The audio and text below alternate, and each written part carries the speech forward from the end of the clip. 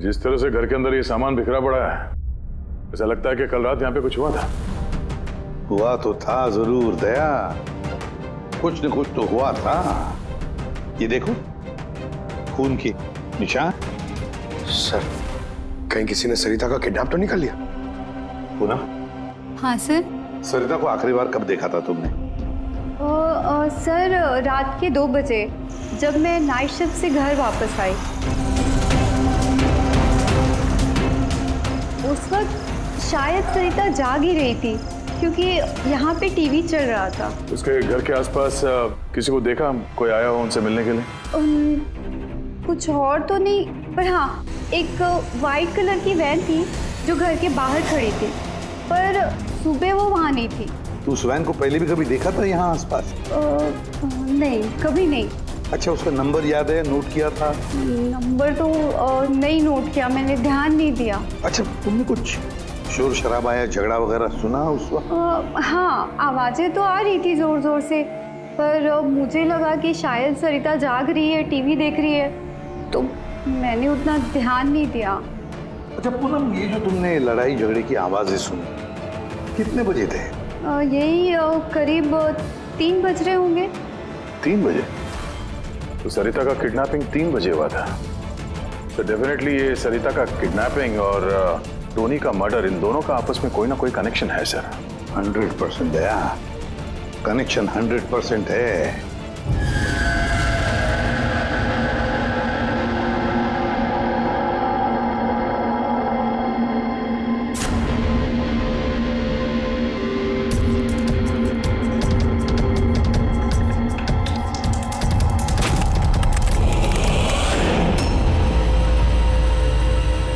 कौन है?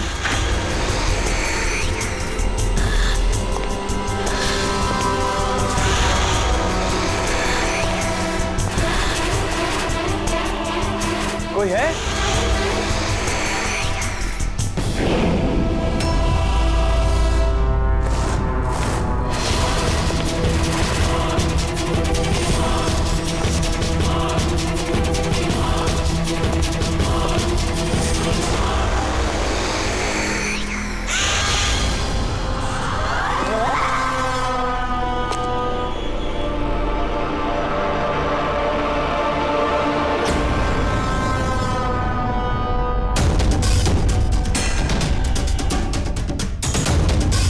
कौन है वहाँ?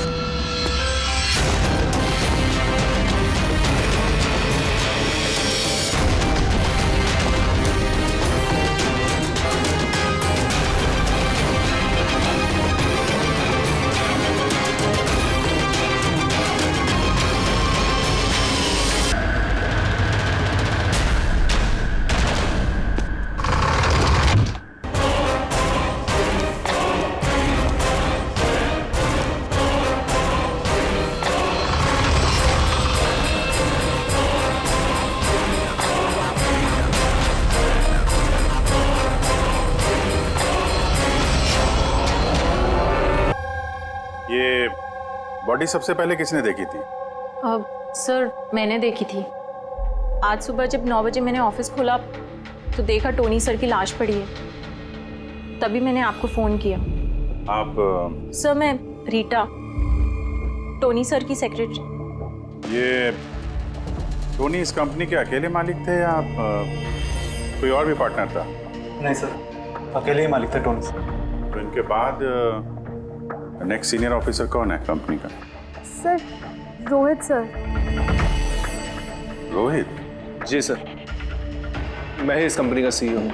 किस चीज़ की कंपनी है ये? सर हम टॉक्स और सिक्योरिटीज में डील करते हैं। सर इनकी बेल्ट और जूते देखिए सर, इतने बड़ी कंपनी के CEO ये पहन के आएंगे ऑफिस?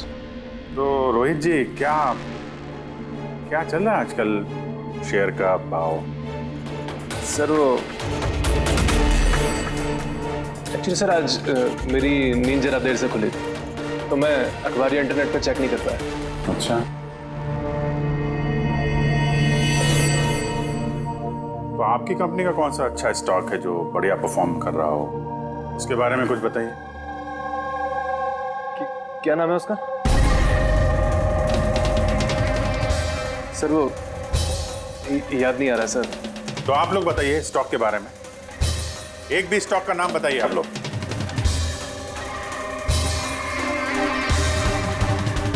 क्या हो क्या रहा है यहाँ पे? हैं? सर सच में तो हम में से कोई भी यहाँ पे काम नहीं करता है।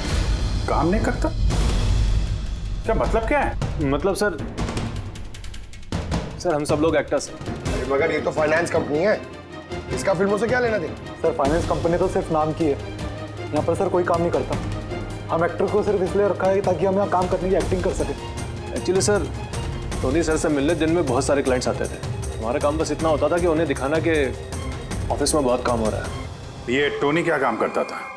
किस चीज़ की मीटिंग होती थी यहाँ पे? सर उनकी जो भी मीटिंग्स होती थी वो उनके केबिन के अंदर होती थी। अब वो क्लाइंट्स के साथ क्या बातें करते थे वो हम में से किसी को नहीं पता सर। और कब से चल रहा है ये सब?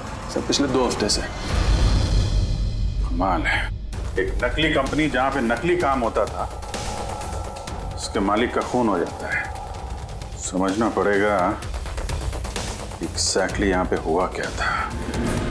तो यहाँ पे टोनी को पहली गोली लगी है। अगर उसे गोली यहाँ लगी है तो वहां उसे भाग जाना चाहिए था, वो तो एग्जिट है। वो वापस ऑफिस के अंदर क्यों गया? शायद खूनी इस तरफ होगा, बचने के लिए इधर भागा होगा। ये हैंडल पे भी खून है, वहां से अंदर आया और फिर वहां पे लेके गया उसको जहां पे खून हुआ। ब्लड ट्रेल इधर भी है। सर ये यहाँ देखिए। लगता है यहाँ पे छुप के बैठा होगा बचने के लिए।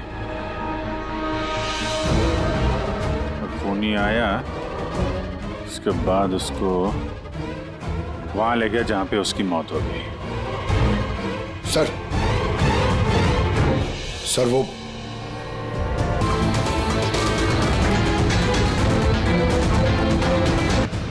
खून तो वहां है, तो इसका मतलब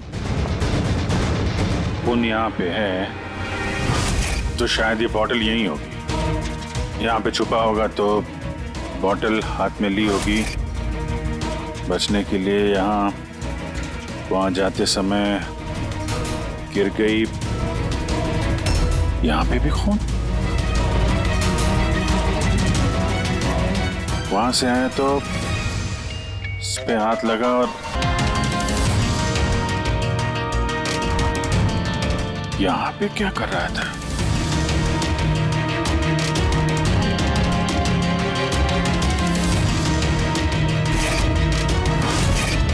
यहाँ पे पंजे का निशान है, यहाँ भी खून है, यहाँ भी पंजे का निशान है। कुछ पकड़ रहा था या फिर? अरे क्या? ठीक हो? हाँ सर।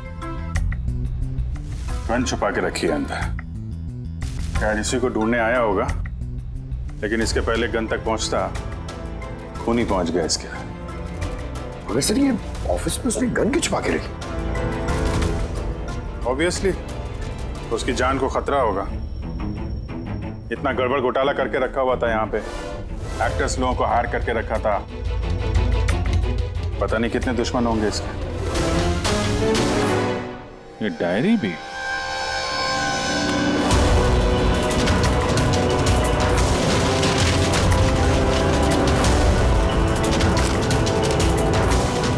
कुछ कोड जैसे लग रहा है ना सर? कोड वर्ड में लिखा है और डायरी को छुपा के रखा था। जरूर इसका टोनी के मौत के साथ कोई ना कोई कनेक्शन है। बॉडी स्कैन चेक किया तुमने?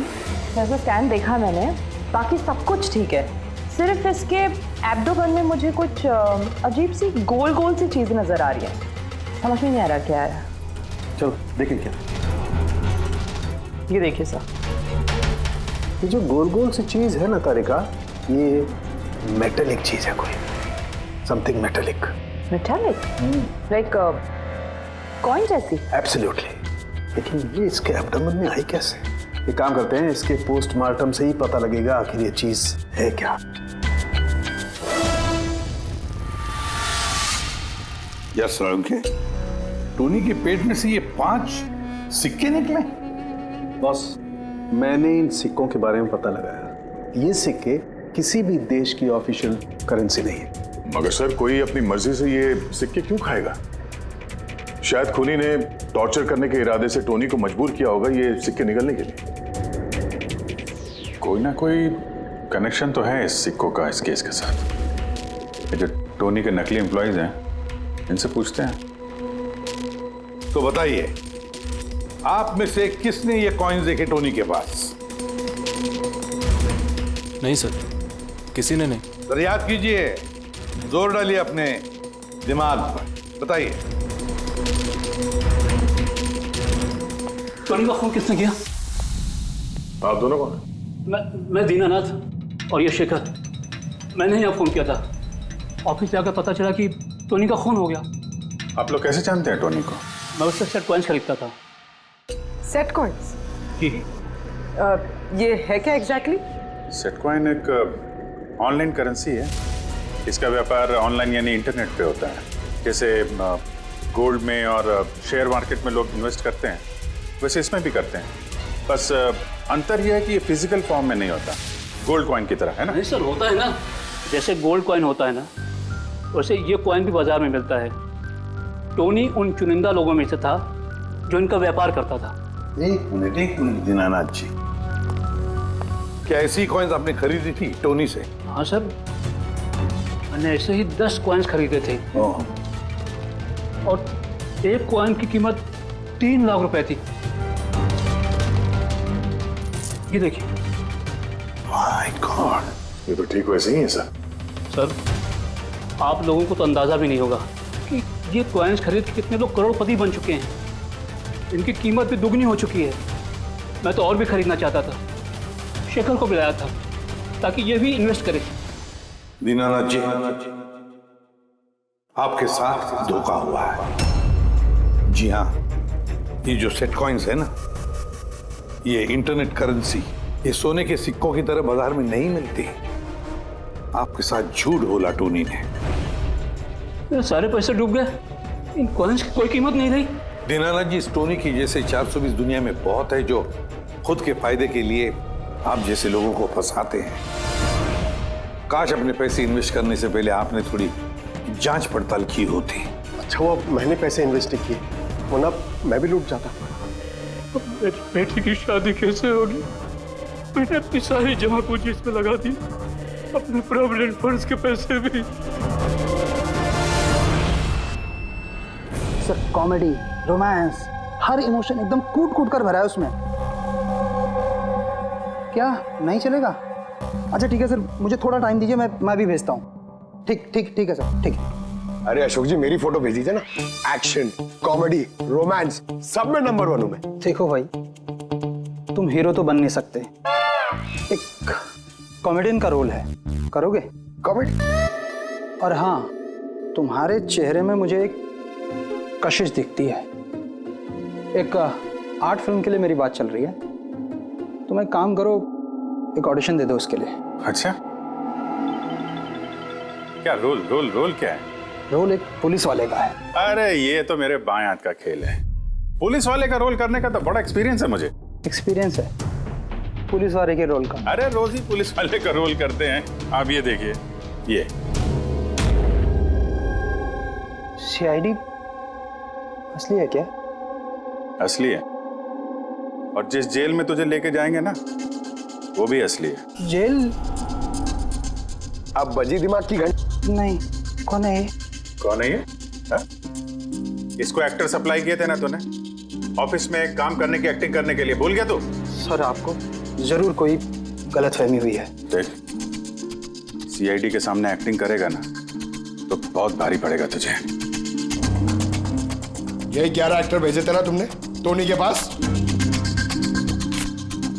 हाँ याद आया, भेजा था मैंने, लेकिन सर काम करने की एक्टिंग के लिए नहीं भेजे थे, बल्कि टोनी ने मुझसे ये कहा था कि वो एक शॉर्ट फिल्म बना रहा है और उसको कुछ स्ट्रगलिंग एक्टर चाहिए।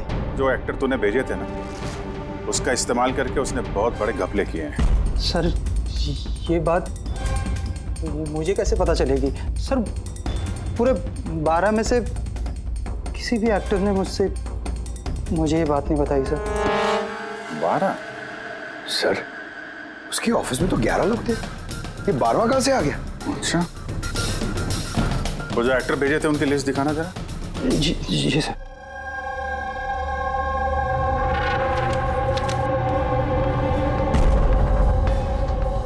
ये नया नाम है, ईशा कुमार। ये नहीं थी उस वक्त वहां पे, ये कहाँ गायब हो गई? सर इस केस में सवाल ज्यादा है, जवाब कम है, और वो कोड भी क्रैक नहीं हुआ अभी तक। सर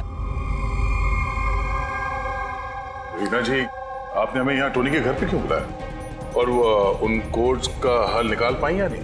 काफी टेढ़ा कोड है सर, बिना साइफर के हल निकाल पाना नामुमकिन है। साइफर? ये साइफर क्या होता है? साइफर कोई ऐसी किताब या डायरी होती है जिनके अंदर इन खुफिया कोड्स का राज छुपा होता है। फ्रेडी, जैसे अंडरवर्ल्ड की दुनिया में ये चीजों के नाम को कोड्स में इस्तेमाल करते हैं, जैसे गन है उसे घोड़ा कहते हैं, और कौवा मतलब मोबाइल, तो ये सारे कोड्स एक साइफर में होते हैं। अगर ये साइफर मिल जाए तो सारे सवालों के जवाब मिल जाएंगे। सर मुझे लगता है ये टोनी इस साइफर को ऐसी जगह रखता होगा जहाँ से उसे वो आसानी से देख सकता हो या पढ़ सकता हो।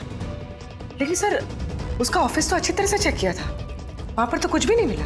तो हो सकता है टोनी के घर पे मिल जाए। ये देखिए सर, बड़ा अजीब सा निशान है इस पेपर पर। शायद ये निशान इस कोड का कोई अहम हिस्सा है। तो इस निशान का राज यहीं कहीं होना चाहिए। घर का एक एक कोना चेक करते हैं।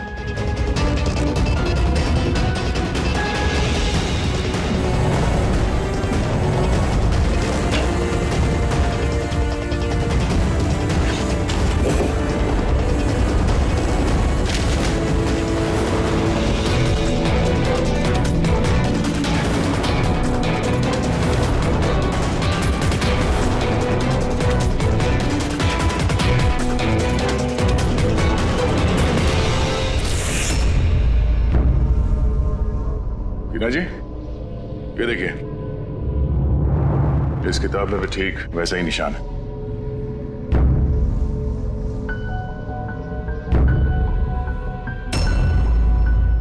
सर यही तो साइफर है। ये देखिए, इस पेज पर सिर्फ 7 सेंटेंसेस हैं और इसके हर सेंटेंस के फर्स्ट वर्ड को हम हाईलाइट करके देखते हैं।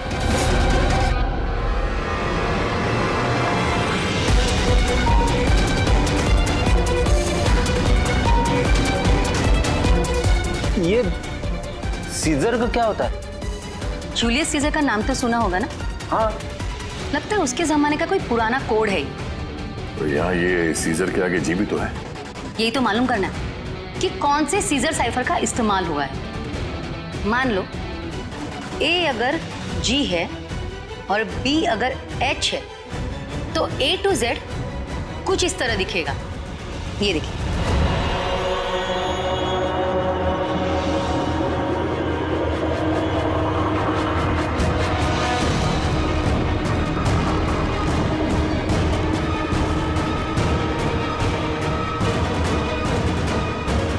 ये हो गया।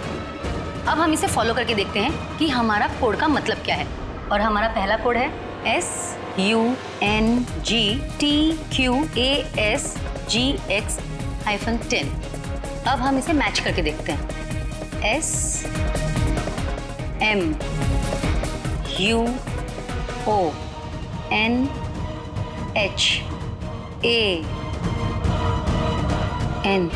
Mohan?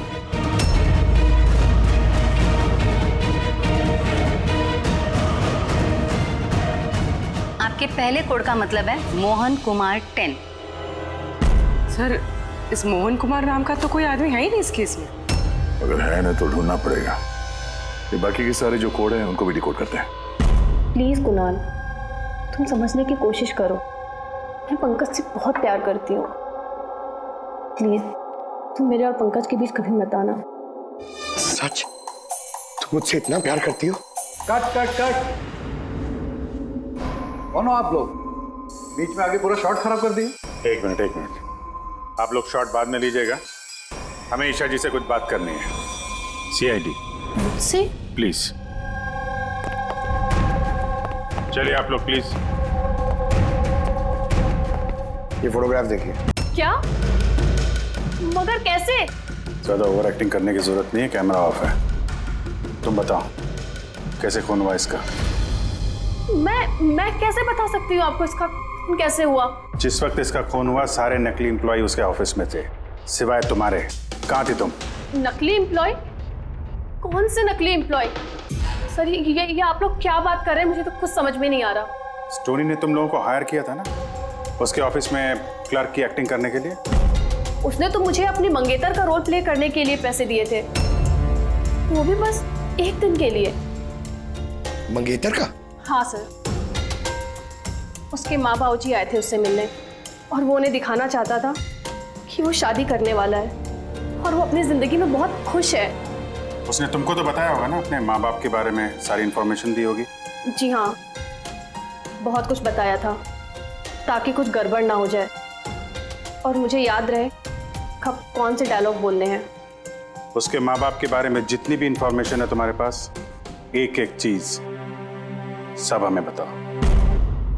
Thank you sir. Codes decode हो गए। हर कोड से एक नाम मिला है और नाम के आगे एक नंबर। जरूर ये वो लोग हैं जिनको टोनी ने सेट कॉइन्स बेचे थे, और ये नाम के आगे जो नंबर है इसका मतलब है किसके पास कितने सेट कॉइन्स हैं। जैसे ये मोहन ने ये 10 सेट कॉइन्स खरीदे थे, चिराग 6, विजय कुमार 8, एक्सेट्रा एक्सेट्रा। मतलब खूनी इनमें से ही कोई एक है? लगता तो ऐसे ही है। इन सारे बारातियों को ब्यूरो में बुलाओ सेट कॉइन्स के साथ। सर मैंने टोनी को नहीं मारा, आपने मुझे बताया तब तो मुझे पता चला कि टोनी का मर्डर हो गया। कल रात तुम कहाँ थे? कल रात मेरे सर में दर्द था तो मैं कल रात 10 बजे ही सो गया था सर। अच्छा, और कौन है आपके घर में? मेरे घर में बस मैं हूँ सर, और मेरा एक बेटा है जो विदेश में नौकरी करता है। मैंने तो अपने रिटायरमेंट फंड के 15 लाख लगाए थे इसमें। अब मुझे ये समझ में नहीं आ रहा है कि मुझे कैसे वापस मिलेंगे। गन रखते हो ना तुम? सर मेरी गहनों की दुकान है, सिक्योरिटी एंड प्रोटेक्शन के लिए मुझे अपने पास गन रखनी पड़ती है सर। सर सब कुछ तो आपको बता चुका हूँ, अब मैं आपको और क्या बताऊँ? जब तक खूनी पकड़ा नहीं जाता हम तो सवाल पूछेंगे। इस डायरी में उन लोगों के नाम लिखे हुए हैं जिन्होंने उससे वो कॉइन्स खरीदी थी, सेट कॉइन। उन लोगों के नाम और जितने भी कॉइन्स खरीदे थे वो सब पूरा का पूरा रिकॉर्ड इसमें है। और इसमें जो जानकारी है उससे हम ये पता लगाएंगे कि आखिर आप लोगों में से वो खूनी कौन है। किसने कितने कॉइन खरीदे, इससे ये कैसे पता चलेगा खूनी कौन है? आसान है। खूनी ने अपने कुछ सिक्के गुस्से में आकर टोनी को निगलवा दिए। अब इस बही खाते के हिसाब से जिसके पास भी कम सिक्के निकलेंगे वही हमारा खूनी है। चलिए आप सब लोग अपने अपने सेट कॉइन्स के सिक्के गिनती करवाइए।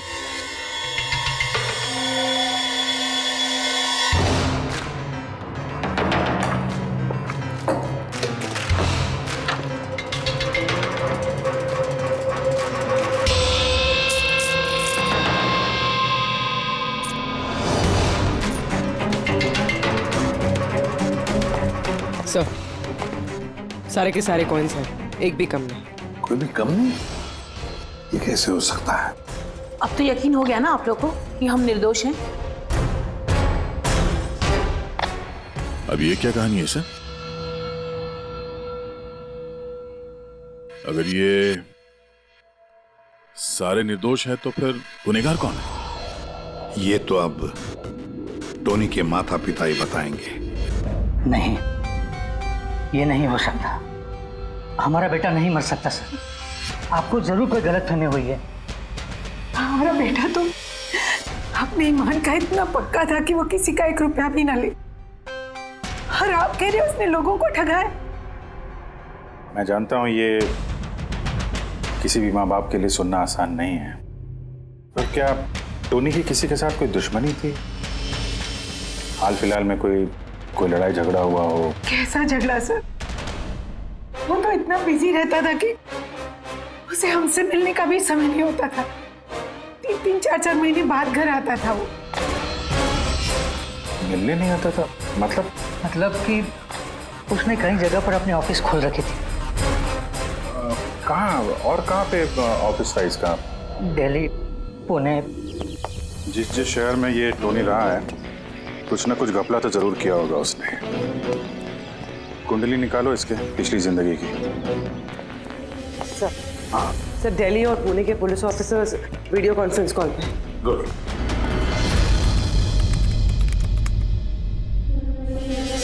सर, इस स्केच को देखिए सर। टोनी से इसकी शक्ल मिलती है। इस आदमी के खिलाफ 2 साल पहले यहाँ दिल्ली में FIR दर्ज हुई थी। कई लोगों के साथ में चिट फंड में इसने घोटाला किया था, लेकिन सर इसका नाम टोनी नहीं बल्कि अमर है। सर, यहाँ पर उसका नाम प्रशांत था।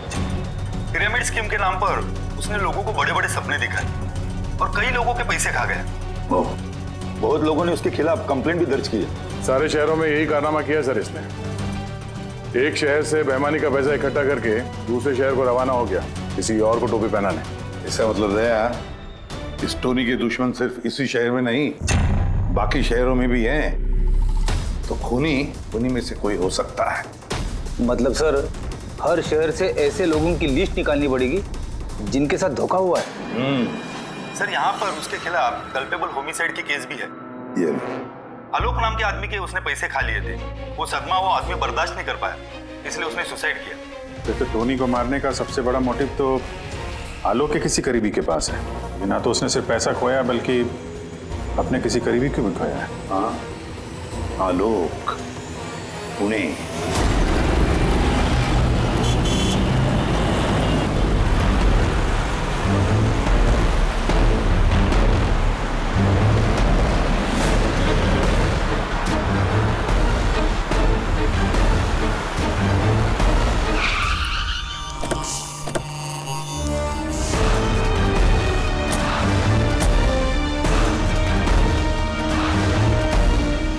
लगता है आलोक की बीवी सरिता घर पे नहीं है सर। हाँ गया, आज सुबह से नहीं है। आज का पेपर और दूध। पंकज सर, जाके जरा पड़ोसियों से पूछताछ करो। Excuse me. जी, मैं ऑफिसर पंकज हूँ, CID मुंबई से। हेलो सर, मैं पूनम। हेलो, ये सरिता यहाँ रहती हैं? ये हाँ, कहीं हाँ। गई हुई है बाहर, आपको पता है? वो तो नहीं पता। क्यों, कोई प्रॉब्लम हो गई है? इनके घर की कोई एक्स्ट्रा चाबी होगी आपके पास? सर, हाँ, ये पूनम जी हैं, सरिता की नेबर।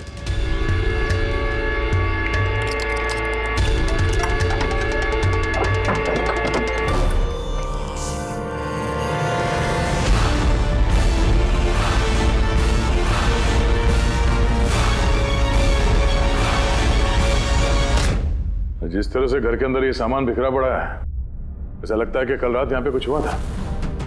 हुआ तो था जरूर दया, कुछ न कुछ तो हुआ था। ये देखो, खून के निशान। सर, कहीं किसी ने सरिता का किडनैप तो नहीं कर लिया? पूनम। हाँ सर। सरिता को आखिरी बार कब देखा था तुमने? सर, रात के 2 बजे, जब मैं नाइट शिफ्ट से घर वापस आई। उस वक्त शायद सरिता जाग ही रही थी, क्योंकि यहाँ पे टीवी चल रहा था। उसके घर के आसपास किसी को देखा, कोई आया हो उनसे मिलने के लिए? कुछ और तो नहीं, पर हाँ, एक वाइट कलर की वैन थी जो घर के बाहर खड़ी थी, पर सुबह वो वहाँ नहीं थी। तू उस वैन को पहले भी कभी देखा था यहाँ आसपास? नहीं, कभी नहीं। अच्छा, उसका नंबर याद है? नोट किया था? नंबर तो नहीं नोट किया, मैंने ध्यान नहीं दिया। अच्छा, तुमने कुछ शोर शराबा या झगड़ा वगैरह सुना उस वक्त? हाँ, आवाज़ें तो आ रही थी ज़ोर ज़ोर से, पर मुझे लगा कि शायद सरिता जाग रही है, टीवी देख रही है, तो मैंने उतना ध्यान नहीं दिया।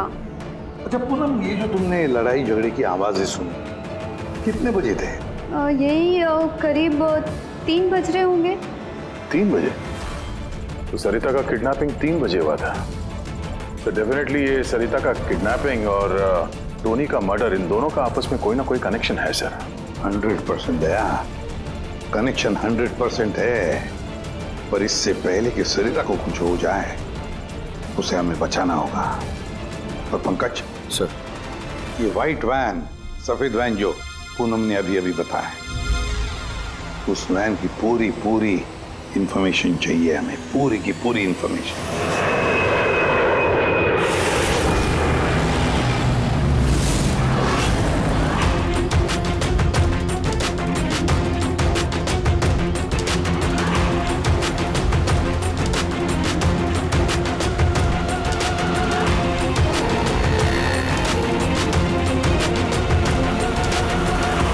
सर, यही रास्ते से वो व्हाइट वैन क्रॉस हुई थी। ये रास्ता तो आगे हाईवे नंबर 15 से जाके मिलता है। कहीं ऐसा तो नहीं कि किडनैपर्स इस सरिता को शहर से बाहर ले गए? सर नहीं सर, क्योंकि वो आगे जो टोल नाका है उसमें गाड़ी क्रॉस नहीं हुई है। तो फिर जरूर किडनैपर ने सरिता को टोल नाका और सिग्नल के बीच में कहीं छुपा के रखा है। तो सर, इस सिग्नल और टोल के बीच में कोई तो रास्ता होगा जो अंदर जाता है, और शायद किडनैपर्स का अड्डा वहीं कहीं आसपास होगा। हाँ, चलो देखते हैं कोई रास्ता है क्या।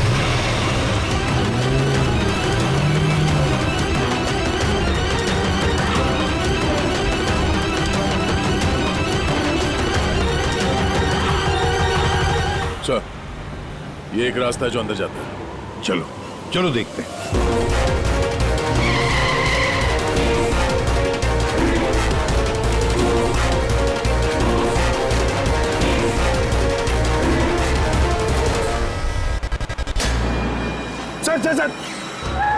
सर वो पीछे।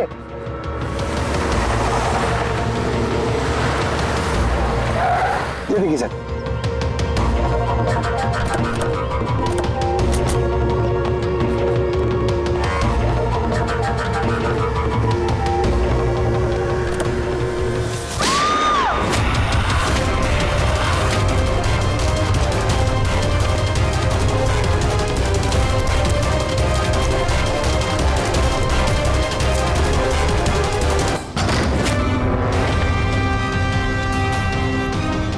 My God.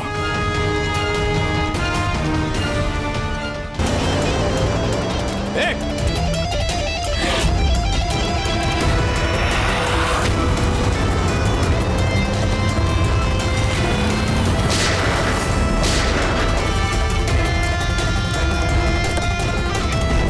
सर, एम्बुलेंस आ रही है। सरिता, ये बताओ किसने किया ये सब? उसने मेरी आंखों में पट्टी बांध रखी थी, इसलिए उसका चेहरा भी नहीं देख पाई मैं। नहीं सर, निकल गया, गाड़ी का टायर पंचर करके गया वो। क्यों किया होगा ये सब उसने? सर, उसको मेरे पति आलोक का फाइनेंशियल रिकॉर्ड चाहिए था, पता नहीं क्यों। पर तुम्हारे पति आलोक अब इस दुनिया में नहीं रहे ना? हाँ सर, उन्होंने आत्महत्या कर ली थी क्योंकि किसी फ्रॉड ने उन्हें धोखे से लाखों रुपए लूट लिए। पर वो पैसे भी उनके नहीं थे सर, उन्होंने किसी से कर्जा लिया था, पर कर्जा ना चुकाने की वजह से उन्होंने सुसाइड कर ली सर। अब ये क्या चक्कर है सर? ये किडनैपर को आलोक के फाइनेंशियल रिकॉर्ड्स में इतनी दिलचस्पी क्यों होने लगी? पंकज, यार इस किडनैपर को दिलचस्पी इसलिए कि मुझे तो लगता है कि ये किडनैपर, ये खूनी भी वही है जिसने आलोक को पैसे दिए थे। अब जैसे उसे पता चला कि आलोक इस दुनिया में नहीं रहा तो प्रॉब्लम आया, पैसे वसूल किससे करे। उसे पता चला कि आलोक का सारा पैसा टोनी के पास है, तो उसने टोनी को खत्म कर दिया और फिर खुद पर इल्जाम ना आए सारे सबूत मिटाने के लिए उसने सरिता को फोन किया और उसे पूछा कि आलोक का सारा फाइनेंशियल रिकॉर्ड कहां पर है। कौन हो सकता है ये? सरिता सर। एक काम कर सकती हो? हाँ सर। आलोक की फाइनेंशियल रिकॉर्ड्स हमें दे सकती हो? माय गॉड यार, ये मुजरिम जो भी कोई है हमसे पहले यहाँ पहुंच गया और देखो लगता है सारे सबूत जलाकर राख करने की कोशिश की है उसने। बस सर उस कंप्यूटर के साथ कुछ करना दिया हो इसमें आलोक के फाइनेंशियल रिकॉर्ड्स हैं। तो फिर देखो जरा कोई कंप्यूटर या लैपटॉप वगैरह मिलता है क्या?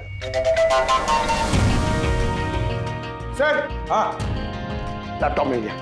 वंडरफुल। सर आलोक फाइनेंशियल फाइल। गुड। अब इसकी फाइल ओपन करने की कोशिश करो, जरूर उसमें उसके कर्जदारों की लिस्ट मिलेगी हमें। खुल गया सर। इससे तो कई सारे लोगों से कर्जा लिया है सर, और सबसे ज्यादा कर्जा दिया है इस शेखर ने। शेखर? कहीं वही शेखर तो नहीं जो दीनानाथ के साथ हमसे मिलने आया था? मैं दीनानाथ, ये शेखर। हाँ सर वही है। तो दया इस शेखर का पिंजरे में जाने का वक्त आ गया। वो सफेद वैन तो मिल गई सर, पर शेखर का अभी तक कुछ पता नहीं चल पाया। सर शेखर भले ही खून करके भाग गया हो लेकिन ज्यादा दूर नहीं जा पाएगा। फिर भी कुछ ना कुछ तो गड़बड़ जरूर है इस केस में, पता नहीं क्यों लेकिन सही नहीं लग रहा है मुझे। क्या हुआ सर, आपको कुछ और लग रहा है क्या? अभिजीत जरा सोचो, ये सरिता का किडनैप होना, उसके बाद में हमें बड़े आसानी से वो सफेद वैन मिलना लावारिस पड़ी हुई, उसके बाद में आलोक की फाइनेंशियल रिकॉर्ड जिसमें शेखर का भी नाम है वो भी बड़ी आसानी से मिले हमें। हाँ सर, फाइनेंशियल रिकॉर्ड लैपटॉप के डेस्कटॉप भी था। यही तो मैं कह रहा हूँ दया, गड़बड़ है। हालांकि ये ऐसे फाइनेंशियल रिकॉर्ड्स अलग से फोल्डर में होने चाहिए, पासवर्ड प्रोटेक्टेड होने चाहिए ना। सर लेकिन अगर हमें वो सुराग मिल रहे हैं तो ये तो अच्छी बात है ना। नहीं पंकज, हमें सुराग मिल नहीं रहे हैं, सुराग हमें दिए जा रहे हैं एक के बाद एक, एक के बाद एक। इसीलिए तो मैं कह रहा हूँ ना, गड़बड़ है, कुछ ना कुछ तो गड़बड़ जरूर है। हमें गुमराह करने की कोशिश हो रही है। टोनी के बारे में आपको जो कुछ भी याद है जरा डिटेल में बताइए। बात करने में, लोगों को बड़े से बड़े सपने दिखाने में बहुत अच्छा था ये टोनी। ऐसे किसी से घुल मिल जाता था केवल 2 मिनट में कि जैसे आपको लगे कि दुनिया में उससे अच्छा आपका कोई दोस्त है ही नहीं। और हाँ सर, आलीशान पार्टीज वगैरह रखी थी उसने अपने इन्वेस्टर्स के लिए। उन पार्टीज की तस्वीरें हैं आपके पास? सर हाँ सर, पूर्वी ने ये फोटो भेजी है, सस्पेक्ट के घर से मिली है। अच्छा, तो ये है वो इस पूरे खेल के पीछे। मतलब शेखर भी इसी के कब्जे में होगा सर? इसका फोन ट्रैक करो, शेखर की जान को खतरा है, शेखर को बचाना होगा।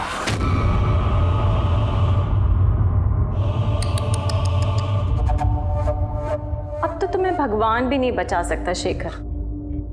सीआईडी को सारे सबूत तुम्हारे खिलाफ मिले हैं। अब तो ये ट्रिगर दबाकर तुझे बस मार डालूंगी और उन सबको लगेगा कि तू देश छोड़ के भाग गया। नहीं, ऐसा मत करो प्लीज, मत मारो मुझे। मैं वाकई देश छोड़ के चले जाऊंगा। आपके बारे में मैं किसी को नहीं बताऊंगा। I promise. अरे शेखर, तुम समझ नहीं रहे हो, तुमने मेरा चेहरा देख लिया है। अब मैं तुम्हें छोड़ने की बेवकूफ़ी तो करूंगी नहीं, इसलिए तुम्हें मरना पड़ेगा। मत मारो मुझे प्लीज, मत। कोई है? प्लीज बचाओ मुझे, बचाओ मुझे, कोई है? मुझे बांध के रखा यार। बचाओ।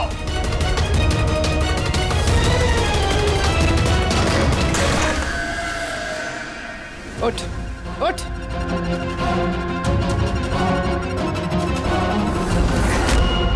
सर मैं रीटा, टोनी सर की सेक्रेटरी।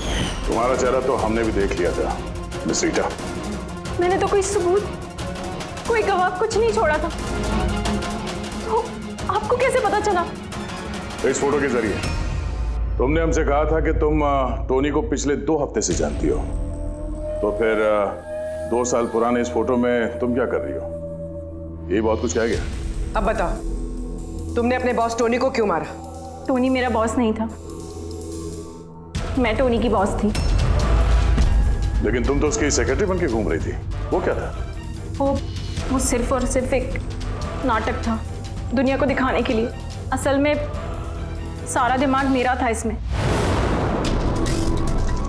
टोनी को तो मैंने सिर्फ आगे रखा था ताकि कभी कानून हम तक पहुंचे तो टोनी पकड़ा जाए। तो फिर टोनी का खून करके अपने पैर पे कुल्हाड़ी क्यों मार ली? क्योंकि जब चींटी के पर निकल आते हैं तो उसके पंख काटने पड़ते हैं और टोनी बहुत ही ज्यादा हवा में उड़ने लगा था, बहुत ही लापरवाह और ओवर कॉन्फिडेंट हो गया था। उसने दीनानाथ के साथ सेल्फी खींच के सोशल मीडिया पे डाल दी वो फोटो। तो तुम्हें डर लगा कि अगर वो फोटो सोशल मीडिया में चला गया तो जिन जिन शहरों में उसने 420 की है वहां कोई ना कोई उसे पहचान लेगा। हाँ। और उसके पेट में जो सिक्के थे वो सिक्के मैंने ही उसे निकलवाए थे ताकि आप लोगों को लगे कि खून किसी ऐसे आदमी ने किया है जिसके साथ टोनी ने बेईमानी की है। और इसलिए तुमने सारे सबूत शेखर के खिलाफ कर दिए ताकि हम उसे अपराधी समझें। न जाने कितनी जिंदगियों के साथ खेला है तुमने। देश भर में न सिर्फ लोगों के पैसे चुराए बल्कि उनकी खुशियां, सपने सब छीन लिए। कड़ी से कड़ी सजा मिलेगी तुम्हें इस जुर्म के लिए।